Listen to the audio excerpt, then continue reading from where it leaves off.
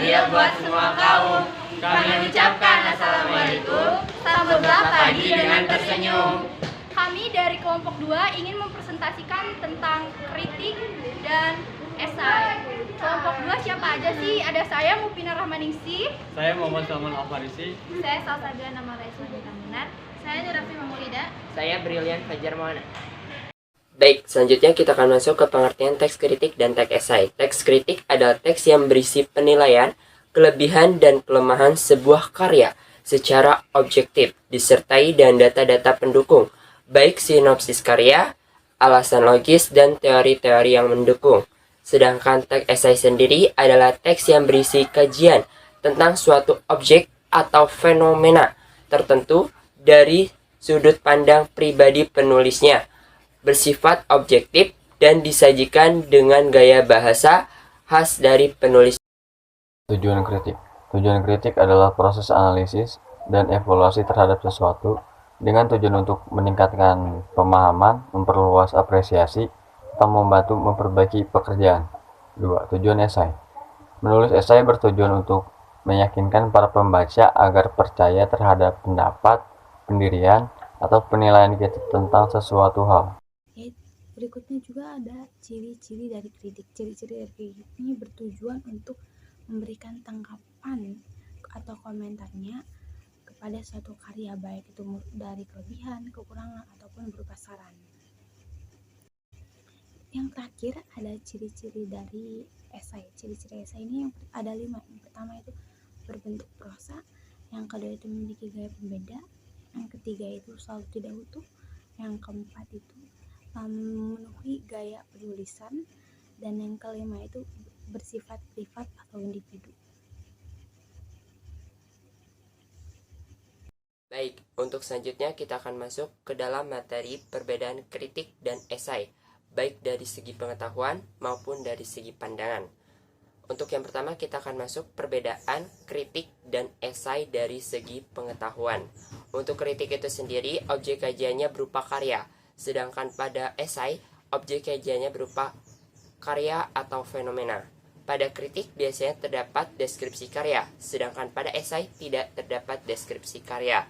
Dan yang terakhir adalah pada kritik biasanya membutuhkan data-data secara objektif, sedangkan pada esai tidak selalu membutuhkan data-data. Dan selanjutnya kita akan masuk ke materi selanjutnya, yakni yang kedua, perbedaan kritik dan esai dari segi pandangan. Untuk kritik sendiri, penilaiannya dilakukan secara objektif dengan disertai data-data pendukung dan alasan yang logis. Sedangkan pada esai sendiri, kajiannya dilakukan secara subjektif dengan melihat pandangan dari pribadi penulisnya. Sistematika. Yang pertama ada tesis. Tesis adalah pendapat atau opini umum yang biasanya berupa pengenalan dan deskripsi karya kritik atau pengenalan dan definisi umum pada esai. 2. Rangkaian argumen. Rangkaian argumen adalah argumen atau pendapat-pendapat penulis sebagai penjelasan khusus dari tesis umum yang telah dipaparkan. 3. Penegasan ulang. Penegasan ulang adalah perumusan kembali secara ringkas mengenai tesis dan berbagai argumen yang telah disampaikan. Oke, berikutnya adalah struktur dari kritik. Struktur dari kritik ada 3. Yang pertama itu ada tesis. Tesis itu berisikan pendapat, komentar atau tanggapan orang lain terhadap suatu karya. Yang kedua itu argumentasi. Argumentasi itu bukti atau alasan yang kuat yang untuk memperkuat bagian dalam tesis.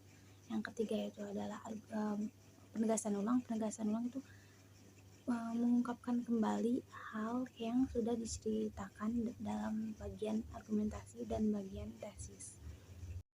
Nah, ada struktur dari esai. Struktur dari esai ini ada 3, sama, tidak jauh berbeda dari struktur kritik. Yang pertama itu ada bab pendahuluan. Bab pendahuluan ini berisi identifikasi topik yang akan dibahas dan diangkat oleh penulis. Dan yang kedua itu bagian inti. Bagian inti ini bagian pengembangan ide yang dapat dimuat di dalam tesis statement. Dan yang ketiga itu bab kesimpulan. Bab kesimpulan ini berisi penguatan sang penulis dalam bab dalam bab tesis statement dan bab pendahuluan. Kaidah kebahasaan kritik dan esai. 1. Menggunakan pernyataan-pernyataan persuasif. 2. Menggunakan ungkapan dan pernyataan yang menilai. 3. Banyak menggunakan istilah teknis yang berkaitan dengan topik yang dibahasnya. 4. Menggunakan kata kerja mental. Karena kritik dan esai sejatinya adalah teks eksposisi yang bersifat argumentatif. Jenis-jenis kritik yang pertama ada kritik akademik. Kritik akademik yaitu kritik yang tunduk pada peraturan penulisan yang baku dan mematuhi kaidah penulisan yang ketat. Sedangkan kritik non-akademik tidak terlalu terikat pada kaidah penulisan namun tetap baku. Yang ketiga ada kritik pemaknaan. Kritik yang bertujuan untuk mengejar makna dengan menganalisis, mengidentifikasi, dan mengevaluasi. Yang keempat ada kritik penghakiman, di mana kritik ini ditulis dengan pemikiran bahasa kritik tersebut diangkat sebagai hal yang akan memberikan keadilan. Yang kelima yaitu kritik penilaian. Kritik ini bertujuan menimbang baik buruknya suatu hal dengan mencari dan menentukan nilai hakikinya. Yang keenam yaitu kritik objektif. Kritik yang memandang karya sastra sebagai sesuatu yang otonom, mandiri, bebas dari pengarang. Dan yang terakhir yaitu kritik mimetik, kritik yang memandang karya sastra sebagai tiruan atau representasi alam maupun kehidupan. Jenis-jenis esai ada 6. Yang pertama esai deskriptif, yaitu esai yang menggambarkan suatu objek atau subjek yang dapat menarik perhatian si pengarang. Yang kedua yaitu esai tajuk, yaitu esai yang sering kita temui di majalah maupun koran. Yang ketiga esai cikean watak. Esai ini memperbolehkan seseorang penulis membeberkan beberapa segi dari kehidupan individual seseorang kepada para pembaca. Yang keempat esai pribadi. Esai ini hampir sama dengan esai cikean watak, akan tetapi esai pribadi ditulis sendiri oleh pribadi tersebut tentang dirinya sendiri. Yang kelima esai reflektif. Esai reflektif ditulis secara formal dengan nada serius. Yang terakhir esai kritik.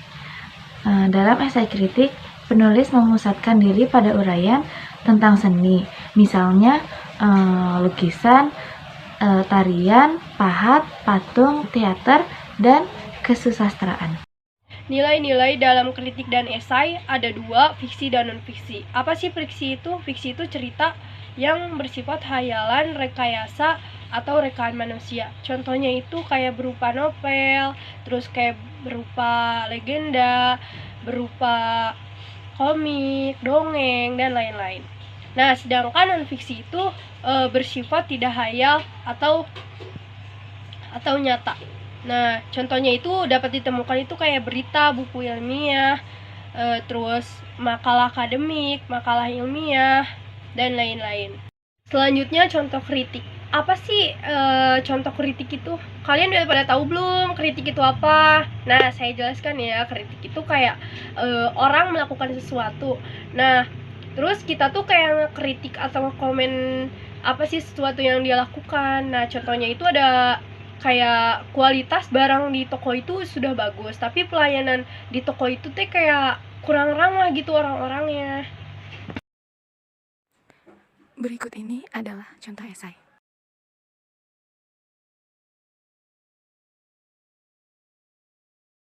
Tanam bunga, tanam kubis, tumbuh subur berlapis-lapis. Bukan karena materi habis, tapi waktu sudah menipis. Sekian dari kelompok kami. Wassalamualaikum warahmatullahi wabarakatuh.